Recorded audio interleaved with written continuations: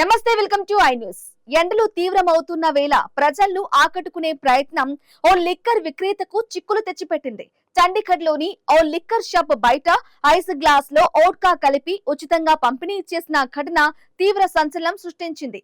Social మీడియాలో viral అయిన ఈ వీడియోల తర్వాత పోలీసులు రంగంలోకి దిగారు. చివరికి ఆ వెండర్ ను అరెస్టు చేశారు.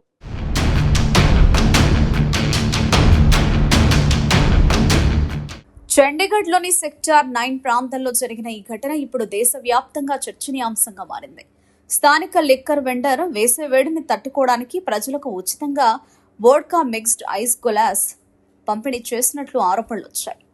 సాధారణంగా పిల్లలు, యువత ఎక్కువగా ఇష్టపడే ఐస్ గోలాను తీసుకుని దానిపై వోడ్కా పోసి వేదనని అందజేయడం పెద్ద ఎత్తున వీడియోల రూపంలో సోషల్ మీడియాలో వైరల్ అయింది.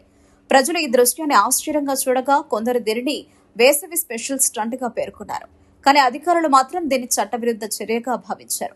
లైసెన్స్ లేకుండా ప్రజలకు మద్యం అందించడం ఎక్సైజ్ చట్టాల ఉల్లంఘనగా పేర్కొంటూ పోలీసులు వెంటనే చర్యలు తీసుకున్నారు.